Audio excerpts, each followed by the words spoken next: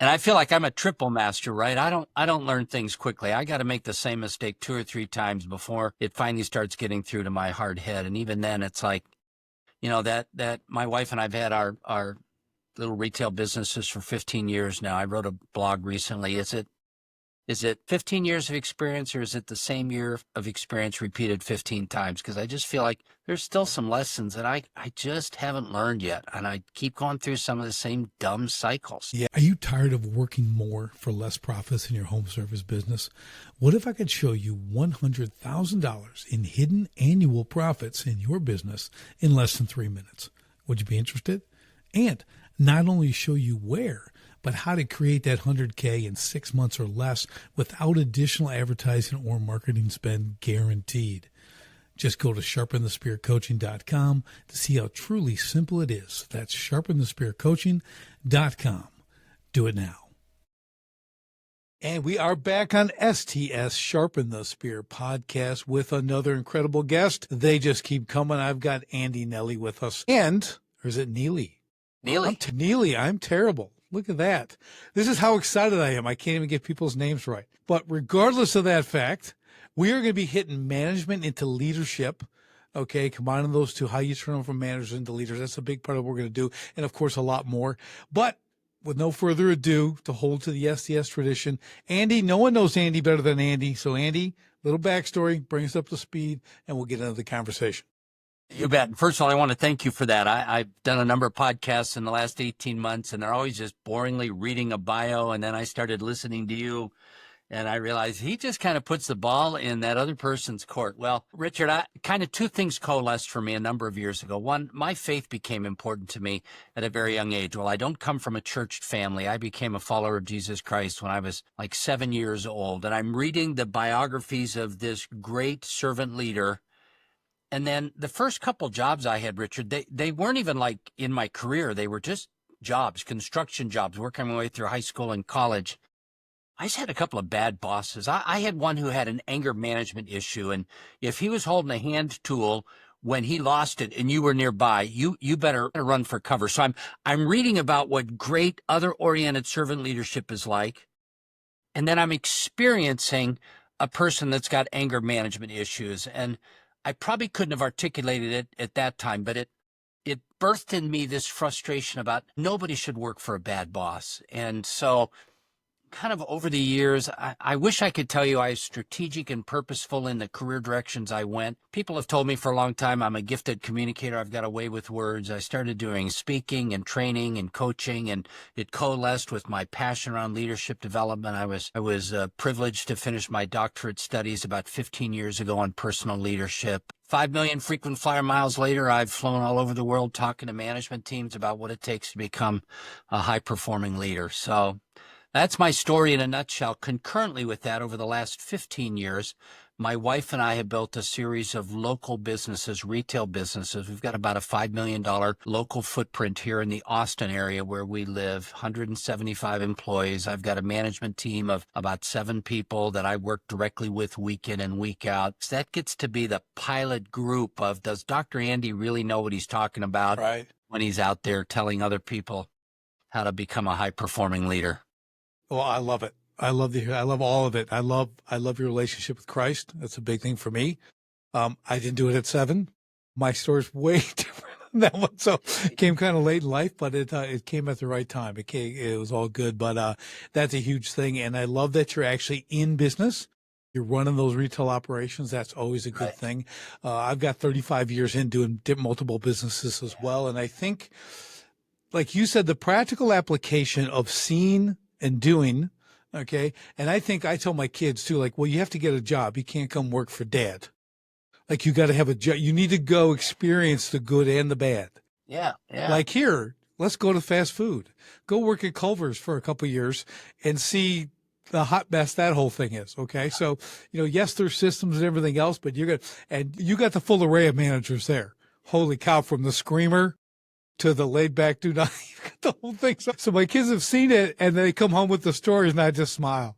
Yeah. I said, this is so good for you. But then they go to a well-run place and like, wow, this is really different. So they've been on both sides, and it's really good. So I'd love to have them eventually come work under my wing. that'd be awesome. But I really think they need to get out there first, Good you for know, you. and Yeah. see the other people. What's that old proverb? The young guy comes to the older guy and says, "Hey, everybody respects you. You're so good at what you do. How did you get so good at it?" And the old guy just has one word: good decisions. And the young guy says, I know, but I want to make good decisions. How do I learn to make good decisions? Another very terse answer: bad decisions. And you just kind of learn. I think the truth of the matter is, while, I've got shelves of books up there and a doctorate behind me and a dissertation written, I think you learn in the trenches, don't you, Richard? That's really where you learn. Yeah. Yeah, that I do like books. I read like you. I have a lot. I've been through a lot. It's good stuff. But the key I've learned is I have to take it and put it in there, and I go, oh, that's why I failed. Okay, like sometimes you fail and you don't always know why, and then you're reading a book and you go, oh, there's the answer right there, right? And we get it. So I Yeah. I am a master of failure, Good for Andy. you. Okay, so I wrote a whole book on it. And I feel like I'm a triple master, right? I don't learn things quickly. I got to make the same mistake 2 or 3 times before it finally starts getting through to my hard head. And even then, it's like, that my wife and I've had our little retail businesses for 15 years now. I wrote a blog recently. Is it 15 years of experience, or is it the same year of experience repeated 15 times? Because I just feel like there's still some lessons that I just haven't learned yet. And I keep going through some of the same dumb cycles. Yeah, I think we talk about this often when I help my clients, my business owners. We always say, you start a business and you're hustling, you're wearing all the hats, doing everything, and you're making decisions, right, wrong, everything else. The first 2 years, that's just how it is. But then next Survival. thing, 10 years has gone by and you've repeated the first 2 years 5 times. Yeah. And that's why they haven't grown. They haven't scaled. They can't keep people, which we'll get into, because that's a huge thing. Yeah. So let's talk about, because management, because I'll be the first one to raise my hand that I'm not a manager. You don't want me managing people, and I'm a much better person today than I was 25 years ago. Yeah. Okay. But I'm not really a people manager. Okay. I can find good people and I know what I'm looking for and everything else, but that's not my wheelhouse. I'm more the founder visionary. I want to be out front moving things forward. But there's such a critical thing to find the right manager. And this is what we want to talk about is if you can get the manager leader combo, like who comes in, oh, Right. that's gold. But what if you get the manager who's like a good manager, but his leadership skills are a little bit weak? Let's get into that. Yeah. Well, and that's kind of what I've reflected on. You sound more purposeful about it. I just was scratching my head as I was working with. I've done a lot of work over the years with sales teams, and as I'm working with sales managers, I just started to ask the question, so what makes a good sales manager different than an average sales manager? And for some of them, it was that he was the best or she was the best, briefcase carrying sales closer. But many of the best managers I've worked with were not necessarily the best workers, but as they emerged into management, they recognized the difference that you just alluded to. Leadership and management are two different things. They're not in opposition, but having the title of manager doesn't make you a leader. And so, you and I know we're going to talk about. I've tried to distill it down in 25 years of looking at these top performing managers who are also effective leaders. I call it the 4 leadership necessities. I think it reflects the 4 simple, not easy, but simple things people who are becoming high performing leaders become. First of all, they're people of conviction. They see the bigger picture. They ask broader, forward-looking questions. They've got their eyes up. They're no longer just their chuck in their truck. They're thinking about, how do I expand to 5 trucks? And furthermore, how do I offer other services to my existing clients that love me so well? They've got a bigger picture. And furthermore, what's competition doing? And what's the landscape going to look like 18 months from now? People of conviction. That's the first leadership necessity. The second and third ones, with your military background, character and conviction, character and competence, right? Norman Schwarzkopf said it, 20 years ago at Desert Storm. The soldier in the world in the thousands has to be highly competent. They have to be good at what they do. As a manager, what competence really means is you help your team execute. You give them the tools, the training, the resources so they can perform, right? And then the character issue, Richard, I see you nodding your head. You and I both know you'll never be a better leader than you are a person. Fair-minded, honest, other-oriented, humble, hungry, and smart is the language that Patrick Lencioni used in his book, The Ideal Team Player. By the way, it's a great book. I think he mistitled the book. It shouldn't be The Ideal Team Player. It should be The Ideal Team Leader. The whole character piece, right? And so competence and character. Richard, the one that took me the longest to get my hands around is I was looking at folks like you who are effective at leading teams. And there was this combination that was taking place of steely resolve of we've got goals in the sales world. We've got monthly numbers and quarterly numbers. We're pushing to perform. We want to qualify for bonus. And then you'd find out that Richard had an employee, Andy, whose parents needed to move into a memory care facility, and Andy needed another 3 weeks of PTO. It went beyond HR policy. It was outside the book, but Richard made it happen because it was the right thing to do for Andy and his personal side. And really, the language that I recognized is leaders who are really becoming high-performing leaders. They have an unwritten covenant with their team members, not just a contract, not just nice feelings, covenant. And the example I see you nodding your head here in the state of Texas, the best example is a marriage covenant, romantic love forever and ever, in sickness and in health till death do us part. What people don't realize, in addition to the personal side, there's a legal document that's signed by an officiant and recorded with the county clerk. There's both a personal and a formal side to that relationship. It's not just a contract. It's not just warm feelings. It's that covenant. And I realized that's it. The managers who are really becoming high-performing leaders, they create a tremendous amount of loyalty because they are in covenant with their team members. So, simple model, 4 C's, I made it, right? Conviction, Nice. character, competence, and covenant. Simple to articulate, a lifetime of work to pull it off. Yeah. Andy, I'll tell you, one of the hardest things is the character component. Competency, you can always skill people up. Okay. It's the character when you're coming in, and I always tell people, unless they're like 7 years old, okay, I'm not going to do a lot with their character. Okay. That's something that from a ownership standpoint, you got to hire for character. Is that what you're in agreement with that pretty much? I mean, on the one hand, yes. And on the other hand, both you and I are people of faith where we believe at some level every day is a new day with God's grace. And therefore, you extend grace to the teachable. You seek to understand and find out where they're coming from. My wife and I rescue dogs. You can see dog stuff behind me. The one little bestseller I've written is Leadership Lessons from the Life of Our Dog, and dog quotes and pictures. And we've rescued several dogs that just needed to be rescued. They were wounded hearted. The first year of life, the first 9 months, neglected, abused, whatever it was. And you see over time that they can learn to trust. And they can begin to develop good habits instead of just bad habits. And I have to believe, and I think you and I both say, if we are people of hope and grace, if we've experienced God's grace, part of it is, I've got to believe people can get better. But, the whole skill versus will debate, right? Skill issues are easy to work on. Will issues, they can be worked on, but they're tougher. Yeah, I don't disagree with that at all. And I had a dog similar, 6 months, abused. I took it, trained it, I did all shits and work, and it became an amazing animal. I see it. I always look for, I get that people are coachable and trainable, right? They need to be, right? You got to be able to teach them, but that's what you have to see if you're going to actually transform them into something, because no one's born a leader. Okay. People are developed into leadership. And I think there's some simple basics they have to have, and I think, like you said, the willingness, that's the coachable, teachable thing. And a lot of times, if you're bringing these people up through the ranks too, you have a different trajectory. You can work on that. If you see something in someone, they're just at the entry level, let's call it, right? But hey, man, this guy's got potential.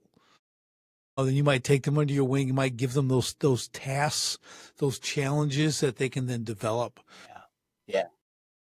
Yeah. And some of it, I think, is, that self-awareness that All true leadership always begins with self-leadership. You had a podcast recently where you and your guest talked about morning disciplines, and I call it the leader's hour, right? Where am I spending time first thing in the day consistently, mentally, spiritually, emotionally, even physically working out, getting ready to bring my best self to the day. But there also are some very tangible, other-oriented character traits that can be taught.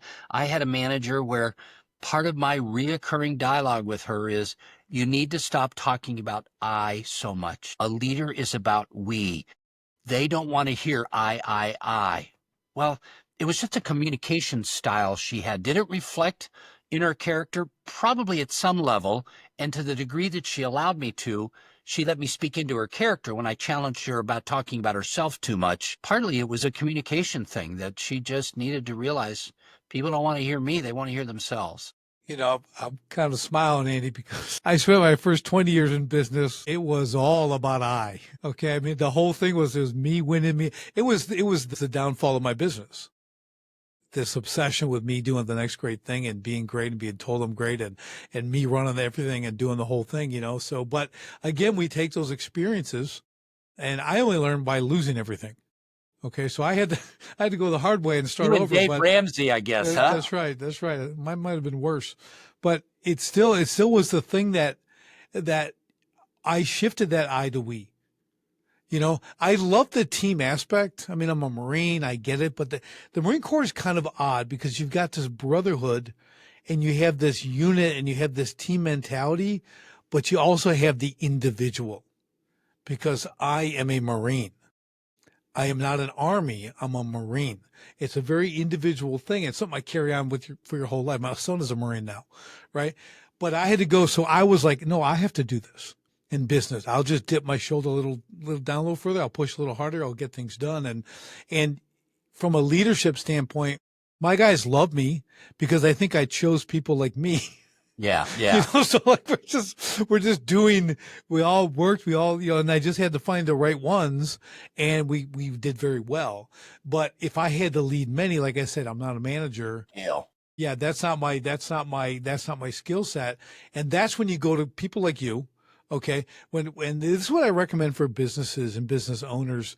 So yes, I'm a coach. I help them with all kinds of great stuff, and other people do, but we really need to find our weak points and bring in the outside eyes to correct that.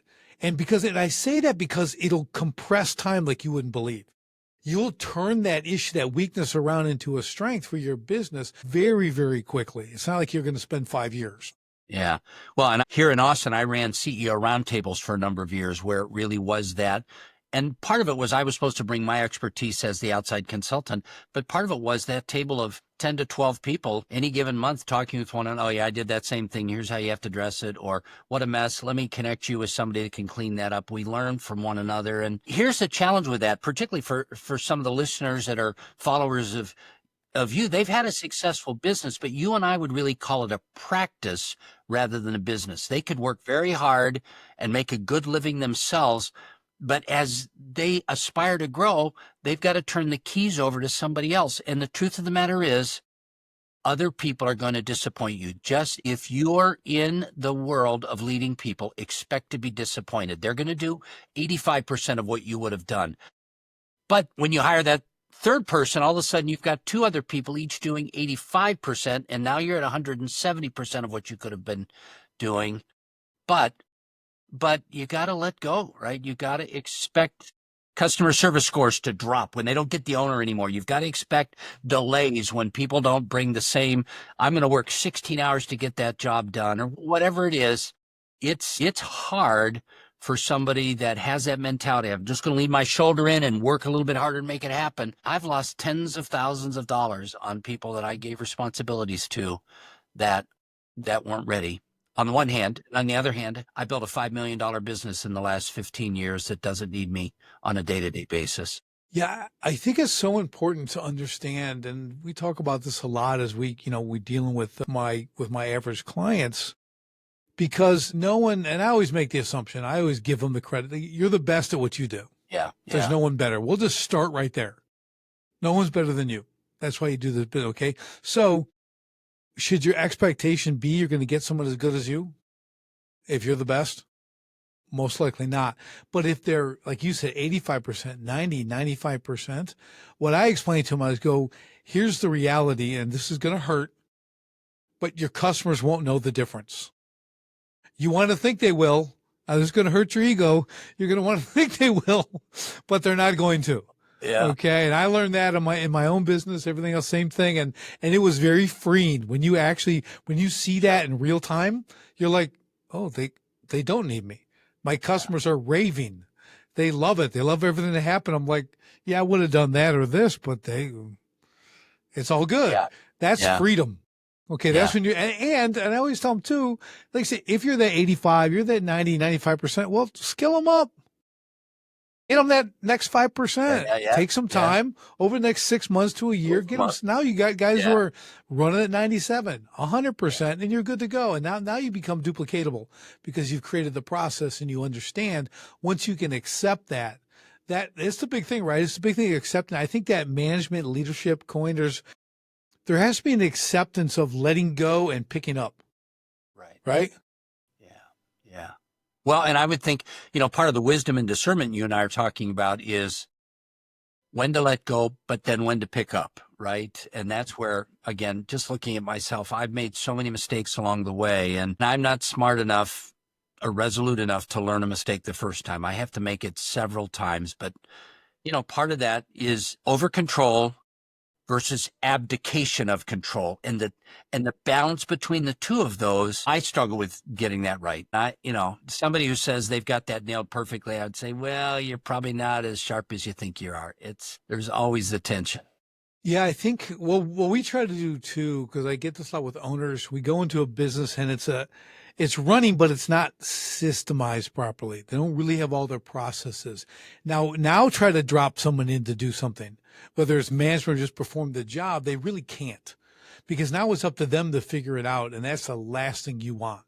So it's kind of that catch-22, like if you can build out the lane, you got the boundaries, expectations, consequences. You know where the goalposts, what is success like on the day, the week, the month, the quarter, the year. Now bring in an A player, okay, or someone who has a high B into an A, now they can succeed. But the problem is people don't understand what success is in the business, in the position. And that's what leaders have to do. So if you're the leader, you have to be able to explain that and demonstrate that. Yeah. And give it that place so they can do it. So there's accountability. Because like you said, the gap between expectation and reality is disappointment. Okay. So we want to try to shorten that gap. Yeah. Okay. And if they know how to do what they got to do, they know how to win, you're going to see that gap shorten. Well, and I think coming back to that character point, the maturity of that leader you and I are talking about, I've worked with a number of leaders who wanted to make sure everybody in the room knew they were the smartest person there. But the best leaders I work with, they're kind of invisible, right? They're bottom of the pyramid rather than the top of the pyramid. They don't really care who gets the credit. They just know it's working well. You could tell all of us stories out of your Marine background of that type of leader, right? Where it's you don't have to be up pounding your chest. Everybody knows where the fulcrum of the entire organization is. And so in my experience, particularly because I've worked with a lot of sales forces where there are big egos, they're driven to perform. Part of my coaching at times has had to be, you've got to get over yourself. And that brings us back to that whole character challenge thing of can you grow enough that it is not important for you to be up on stage at the annual awards anymore. What's important is for your people to be up on stage. That's a challenge for some. I think it goes back to what you said near the beginning, is that kind of benevolent servant leadership, right? It's really, you're there to serve, so the word itself is a problem. When you think about leader and leadership, you're like, it has this implication of you're out front. I'm okay with generals in the tent. Okay. They're looking at the war map. They're planning. They're the strategic ones, right? You don't get to see them.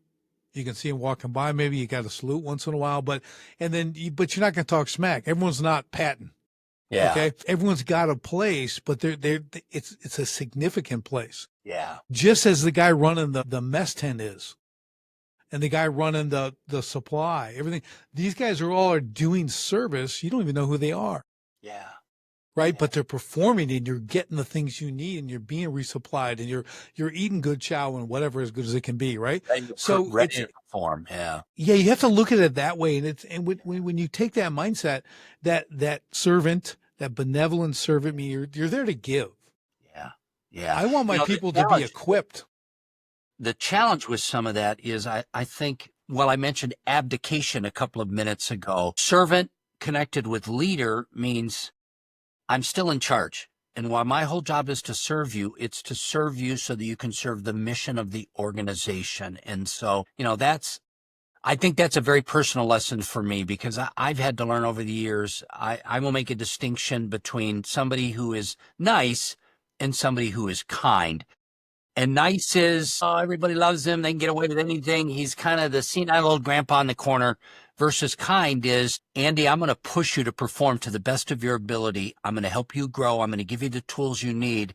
But my servant leadership doesn't give you permission to abuse the responsibilities of the job description, of the mission. It's, that's where, I think one of the telltale signs, manager to leader, you want to know how? If that person is holding hard conversations with their team members, they're on the way to becoming a high performing leader because that's the tension. You just can't let people off the hook. If you and I have an 85% performer, what we've got to focus on are the 15%. That's where I've got to be meeting my people. It's kind of this point, it's anecdotally true. Can't even remember, but it was like the crying CEO on LinkedIn 3 years ago because he had to make the hard decision to lay off some people. Suck it up, Buttercup. You're not going to be in business next year for the rest of your team members if you don't make the hard decisions. That's that tension of servant leadership does not mean soft. It means very firm, but it's other oriented. That's a tension. It's the father teacher. Okay. I'll use the biblical. Okay. What does Paul say? There are many teachers, but very few fathers. Yeah. Because fathers got to do the hard decisions. Yeah. Their child going to be the one crying because they don't get to do this, but you understand why that has to be, right? So that's one of those applications. And the other one, I'm a big strategic vision guy. So I want the company to be vision driven, not just mission driven, right? So again, we got to throw out some biblical references. I just have to. So Habakkuk 2:2, right? You got to write it down plain on tablets so they can read it, pick it up and run, right? I'm paraphrasing, but that's it, right? So when everyone's working towards a vision, okay, and not a mission, okay, it's very different. But like you mentioned earlier, the next 18 to 24 months, what does it look like? Where are we going as a company? Now everyone gets that purpose. When everyone understands how they're the hero in the journey and they're all working towards that purpose, now your leadership, I'm not going to say it's easier, but we understand what we're leading, and I think that's a real important factor that too many people are not. Yeah, we have little missions, and I'll use a battle term. We have skirmishes here. We have a small battle here, but the war, okay, that's the vision. That's what we're looking to do and achieve. And when we achieve it, we're going to write another vision and we're going to go the next level. And that's how we want to do it. So when people understand that, now you can fit the right people in the right places. And then your management and leadership can now direct those people because you're not saying you're incompetent. You're saying you're not fulfilling the strategic vision. A little different mindset, and it's like, hey, we got to get you skilled up. Okay, you're pretty good here, but we're a little weak here. These are those hard conversations. So here's what I'm gonna need you to do. You're gonna have to work on this and this and this. We got to get this up in the next 15 days, get you up to speed, or we're gonna have another conversation. We're gonna have, and that's where I see too many leaders not having that another conversation. It just gets a little bit uncomfortable. It's like, no.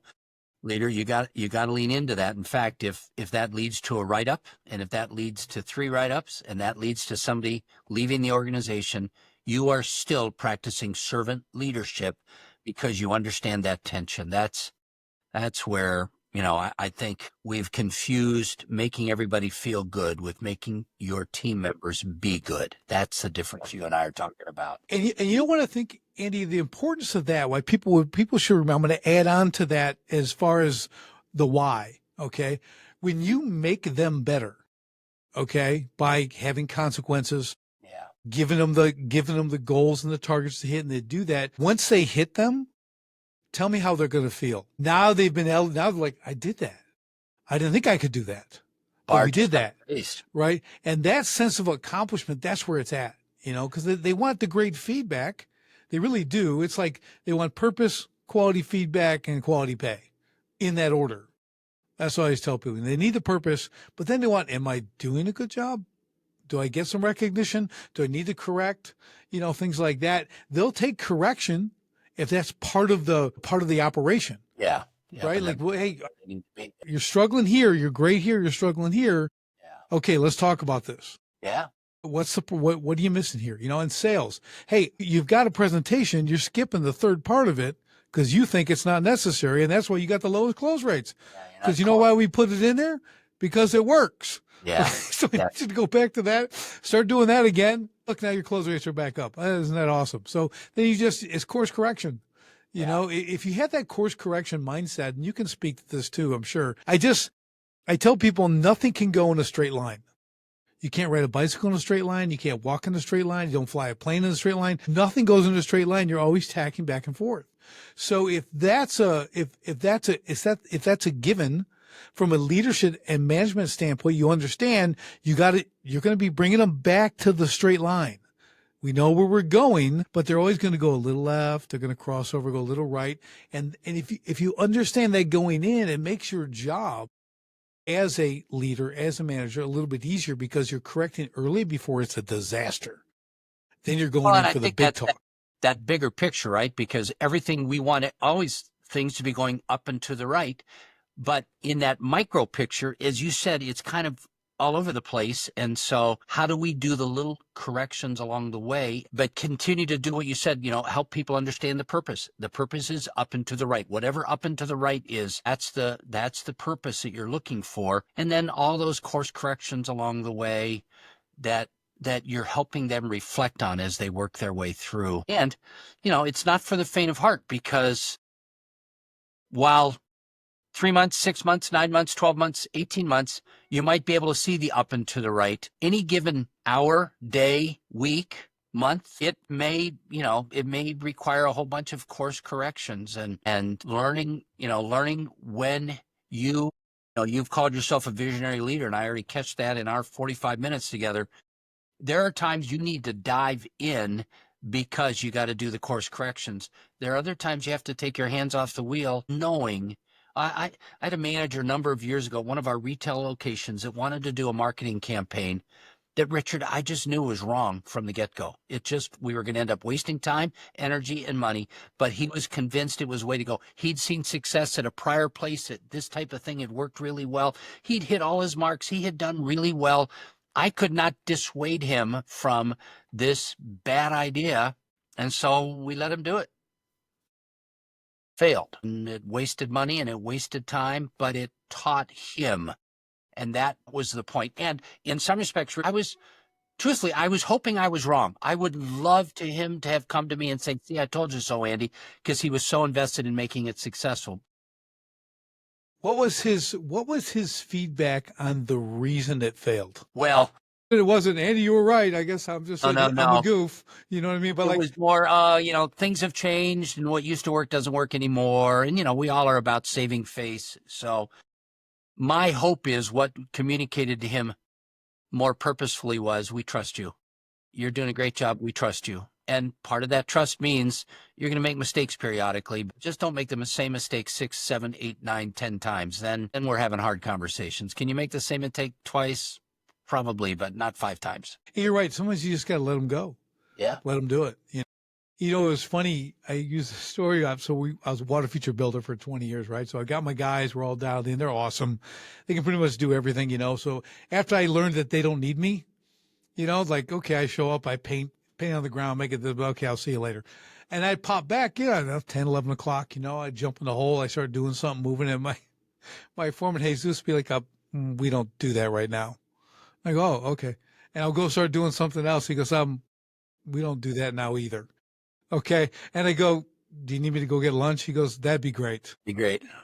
So Or can you go I'm go like, sit with the homeowner and let them yeah, know? they go, yeah, they kick me out of the hole. Okay. Like you don't belong here anymore. Like get out. And the funny thing is the homeowners would tell me when I'm, at the end where and they're like, it is just wonderful to watch your people work.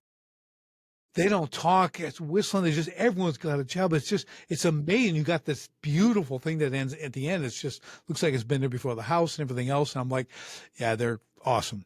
And I took care of them, right? And they knew and they did their thing. And I love, so I'm like, you need to get kicked out of the hole.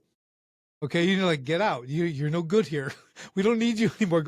Go get some more work. Yeah, That's what yeah. I always tell guys. I'd have roofers who would I carried up, 2 bundles at a time up the ladder, and while the guys were having lunch to show them I can still do it, I'm like, okay, I'm gonna hurt your feelings right now.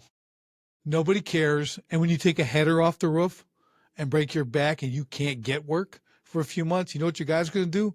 Go work for the next roofing company. They're not gonna care, but your job is go keep them working, get them more work, bring them to lunch, make sure they got everything they need, and let them do their thing. They don't need you, I So I, assure you. I got this wonderful award from my team members a year ago. We do our annual awards thing at the end of the year, and all my team members are getting these great awards for saving the customer or doing something right. Dr. Andy got the sunglasses award because he makes everything brighter when he shows up. And I thought, uh, what a, you know, That that's a but compliment. I That's think that's good. I know it is, but somebody that's wired like you and me, I want to get like the grinder award, the guy who did. But if we're really being good leaders, and the truth matter is, I've blogged about it regularly. No matter what position of management you're in, your job title is CEO, Chief Encouragement Officer. That's just the case. The life sucks life out of your team members. You've got to be making deposits. And then I get the sunglasses award. And I thought, that feels kind of wimpy to me, but maybe that's really what I'm supposed to do as kind of that visionary leader where Andy, don't get in and try to fulfill the order. It's going to be messed up. We're going to have to do it again. Would you just kind of go visit with the customers and make us look good? So back when I got out of the Corps, back in the late '80s, went to work with my dad. We were building a golf course for a guy. He owned this big excavating company, ready mix company, and all this stuff. So he wants to have his own private golf course. So he buys like 1,000 acres. We're out there working, building, and he shows up every day like 4:30, jumps on the dozer, starts tearing stuff up. He just wants to work. So we find out that I think we were telling his wife or something. He goes, "Well, you don't understand. Like on the weekends, he'd go out to job sites and jump on equipment, and he'd basically wreck everything." So the guy's like, "Can you get this guy a hobby?" Like he goes and wrecks all our work. So he bought this thing and we built an airstrip, so guys flying and everything, but it just was hilarious. He just needed that place to go and do that, but he was not allowed on the job sites anymore. He had built this whole great company and everything. And he came back from Korea, fighting in Korea, bought an old dump truck and built this empire. It was really something, but it's just funny how some guy, like you were saying, you and I, we're into doing it. Yeah. Like that's not like you're not going to give him the sunglass award. Yeah. Okay. He wouldn't be happy. You're going to give him 1,000 acres and some tools. Yeah. Okay. And he's going to go tear down some tees and cut some Well, fairways, it was a hard lesson for me to learn. Earlier this week, one of our locations is remote. It's a 4-hour drive away. And I drove up, spent the night, spent 2 hours on site, turned around and drove back. And I looked at my schedule and I spent 2 days of travel time to spend 90 minutes with a manager. And my wife reminded me, Andy, that was the best way you could have spent that time. It's like, man, I'm listening to podcasts when I drive and I'm making phone calls, but this does not feel like highly productive time. But it's to your point. If you really are the visionary leader, the quality of your time is way more important than the quantity of your output. And that's just a hard lesson for a lot of us grinders I get it in the front of my brain, but in the back of my brain, am I feeling guilty that I just took 2 days off my calendar to go spend a couple of hours with the team and the manager? That's what I was supposed to do. It's just hard. It's just hard. It is. I'm that guy. So I'm either building water features, I'm doing steel sculpture, I'm making things. Yeah. Hands. And now I spend time on a laptop. Yeah. Okay. Yeah. And I talk to people. I talk to people over the country and I coach them and I do all this stuff and I write, and it's like I used to be just dirty every day. Yeah. My wife wouldn't let me come in the house to Yeah. like strip down, like you're dirty. And I'm like, I don't get that anymore. I don't get to get dirty. It's Well, like I got to go out and work in the and yard. so, and so that leads to kind of another important leadership principle. You and I could go on LinkedIn right now and, death to meetings. There's this whole movement about no meetings. And on the one hand, I agree. On the other hand, Richard, if you and I are doing the leadership we need to be doing, the most important work we do is in meetings. Leaders should not be afraid of meetings. Now, you should fight to keep them concise. You should fight to keep them on purpose, but leadership is accomplished in meeting with your people. So listeners listening to Richard and Andy, don't buy the false narrative that my people don't need to be meeting with me. No, they need to be meeting with you regularly. Purposeful meetings, brief, bright, finished meetings, but leadership is conveyed through meetings. Yeah, I agree. I think the new skill set you need to pick up, if you think that, is that ability of brevity. Yeah. How can I say what I need to say quickly, to the point, look them in the eye, get the acknowledgement they completely understand, let's get back. Yeah. And at the same time, let's not confuse other meetings with what could be an email. Yeah. Okay, you gotta know how to, which one, right? So balance that. The problem, and I don't know if it was from COVID and all this other stuff, but people lost the human interaction. Yeah. They became all happy with Zoom and all this virtual stuff, right? Well, there's a place for that, Yeah. but there's no substitution for being in the room. Right. That energy, that connection between us, that shaking their hand, the pat on their back, whatever that is, that acknowledgement in front of others in the room, like that is never, you can never discount that. Yeah. Yeah. And when you start to, you're gonna lose people. That's right. Because they're gonna feel like there's, again, we talked about the feedback and the purpose is like they don't feel connected anymore. Yeah. Now they're just a cog. And and that's a cog. That leadership covenant that I talked about in my simple little model. And and you've talked about visionary leader. You and I are both familiar with the EOS model, visionary integrator, whether it's the Rockefeller habits or Vern Harnish's scaling up, all of these systems for managing a business well. But the thing that we've got to remember is inside those meetings has got to be the empathy, the relating, the connecting, and you're right. I think we've all gotten a lot better in the last 5 years on even having some of that genuinely happen on Zoom, right? Do you remember when we all first went to Zoom and we're putting the fully professional backgrounds up and we're blurring everything, and now dogs are jumping up on the daybed behind us and kids are running in, and we're all okay with that because we've realized, you got to be human while you're bringing your best to work. And that's what your people want. It's this, one of my graduate school professors said, Andy, there's a difference between static equilibrium and dynamic equilibrium. Static equilibrium, you got a bowl, you got a marble, it just rolls around and sits there. Dynamic equilibrium, same ball, same marble, but things are upside down. And a good leader is always micro adjusting because you never get it exactly right. That's why you never hear me say this is what makes you a high-performing leader. It's what helps you become a high-performing leader. Leadership is a series of commas. It is never a period. You're always in process.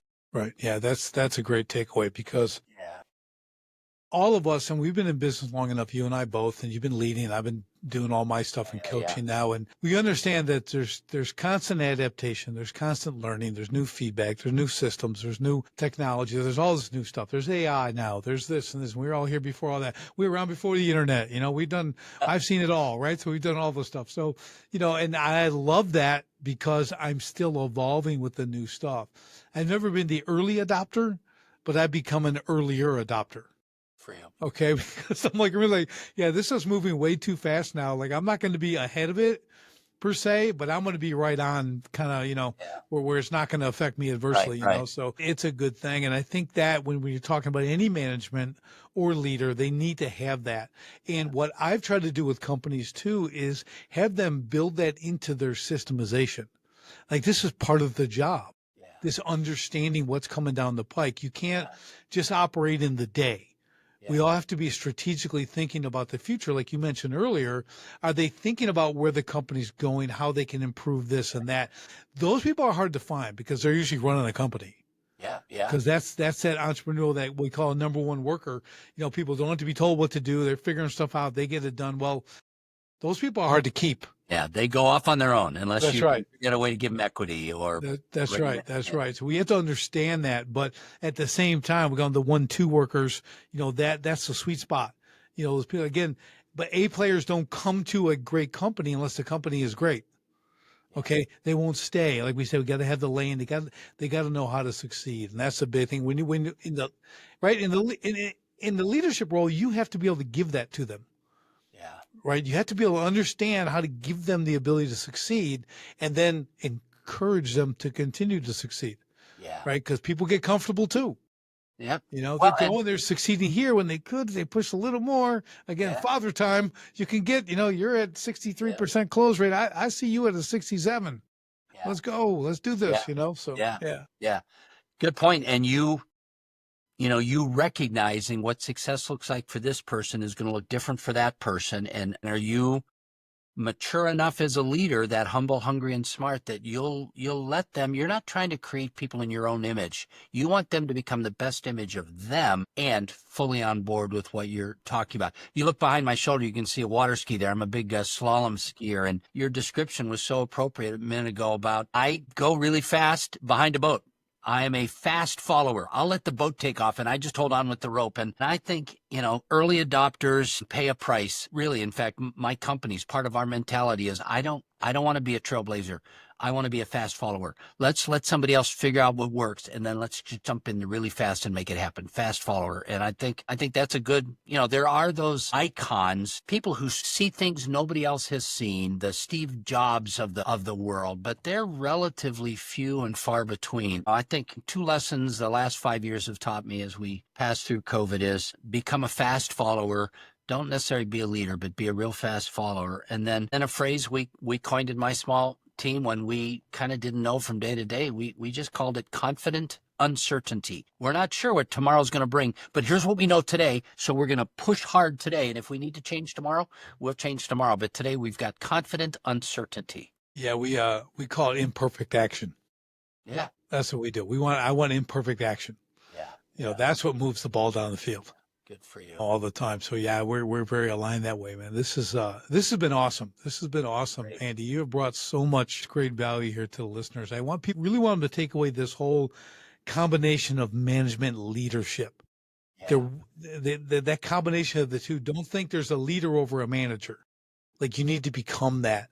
And as owners, we need to train our people to do that, regardless if they're a job site foreman, okay, a project manager, whatever that is. You've got to, if you can skill these people up with that, and that becomes part of the culture of the business, people are going to stay. It's a big part of company employee retention, right? The hardest thing people have is keeping people, especially good people. It's very, very difficult. So, they have to learn these tricks. I'll call them tricks, these skills, and put this stuff in play, because More leadership necessities. yeah, you're going to get these people who are leaving in 5 months, 6 months, a year. You're going to get them at 2 years and 3 years and 5 years. And that's really what we need. Yeah. But they have a place where they got to be able to come and win, have purpose, get that recognition, quality feedback. What winning looks like. That's right. Make good money, get that quality pay. You know what I mean? Then they want, people will fight me on this, but I'm like, people want to work. They want to work. Don't think people want to sit around. There are people who want to sit around the couch all day, but the majority of people, we're made to work. Yeah. God put Adam in the garden, and he said, work. Work the garden. Work. That was his Before the first fall. thing. That's right. Yeah, that's right. Even when things were perfect, guess what you had to do? You had to work. Well, and it was good. One of your recent podcasts, you had a kind of a Gen Z expert on it. That was good for me to hear, because sometimes I just feel like these folks, they just don't want to work. Well, no, they're into curiosity. They're into, it's just a different approach. But good reminder, Richard. Yeah. People. Yeah, and that was Bob Dana. He's like 70 some years old. It's hard to He's believe. working with them. So, but he's got this. There's a guy who's been out front. You know what I mean? He understands, and we all have to do that. So, yeah, this has been outstanding. Great. Let our listeners know, how can they find you, follow you, the whole thing, whatever you want to do. Share that now. We'll put in the show notes. Two things, Neillie Leadership. And as you know, my name's either hard to spell or hard to pronounce. We laughed about that 45 minutes ago. So NeillieLeadership.com. If somebody just wants to grab 15 minutes with me, I've got a link on the top of my website. We can grab a quick phone call to talk about any leadership challenges. The other thing is we talked about the importance of leadership communication. I wrote a little 8-page ebook, the 3 imperative leadership conversations, how to hold a hard conversation, how to hold a developmental coaching conversation, and how to hold a 3-fold affirmation conversation. The 3 imperative leadership conversations. It's available at leadershipmaterials.com. People can go and download that ebook. It's got resources. It's got some planning tools in it. And they also can connect with me there, Richard. And this has just been a blast. I can tell, you and I could do this again and again and again. I just think we kind of riff off of each other. We've been thinking some of the same thoughts the whole time. Yeah, it's good stuff. And we always like to get aligned, find like-minded people and stuff, but we've also seen the results of this kind of attention, right? And put the emphasis on this is very different. We've been around enough. We've seen the good, the bad, the ugly, all that kind of stuff, but we've also seen what works. And the stuff we're talking about works, and it really works in a way bigger picture than most people think. Yeah. And so I just really appreciate you coming and sharing this. It's just been great to have you on. Pleasure. With that, everybody, we will see you on the next STS podcast. And don't forget, revenue feeds the ego, profit feeds the family. So if you want to see how I can show you at least $100,000 in hidden annual profits in less than 3 minutes, and not only show you where, but how to create that 100K in 6 months or less without additional advertising or marketing spend, guaranteed, just go to sharpenthespiritcoaching.com. See how truly simple it is. That's sharpenthespiritcoaching.com. Do it now.